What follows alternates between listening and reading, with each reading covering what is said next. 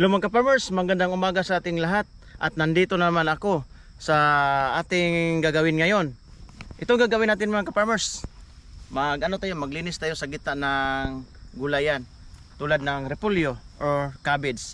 Mga ka-farmers, ako pala si LP Villanueva, isang magsasaka dito sa Japan. At 4 na taon na ako nagsasaka dito sa Japan mga ka-farmers. At marami na tayong mga naranasan kahit anong mga sakit sa ating gulay, kahit ibang mga sakit mga ka-farmers.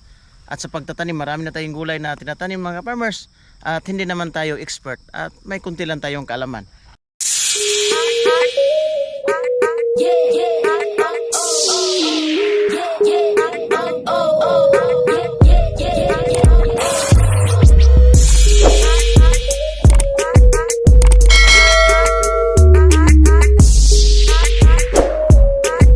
At ngayon mga ka-farmers, ang gagawin natin, maglinis tayo sa gitna ng repolyo.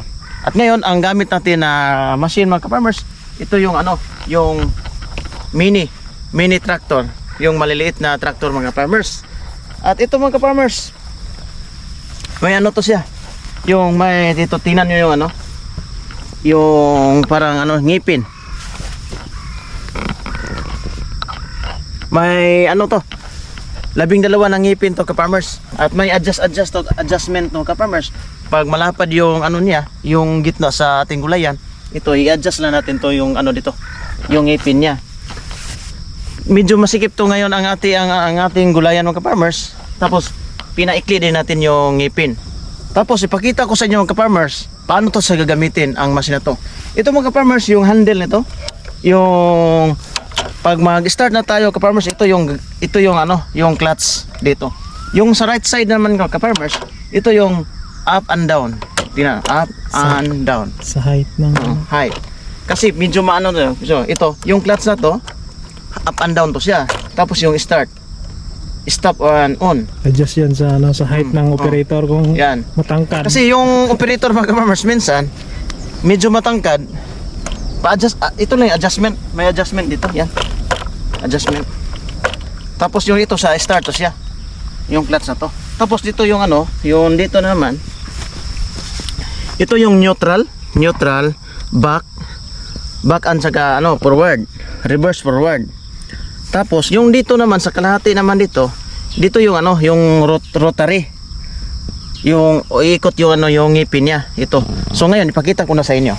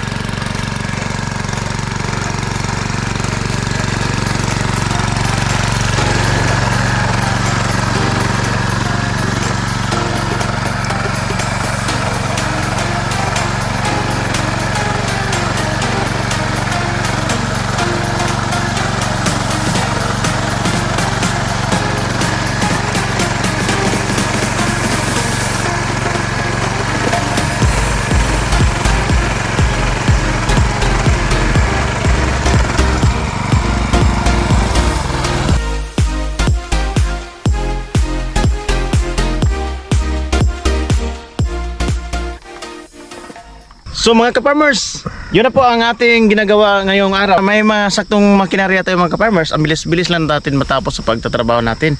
At ito, nasa ano to, 1 hektarya. Tapos dito mga ka-farmers, ito. Yan. Ito yung cabbage natin.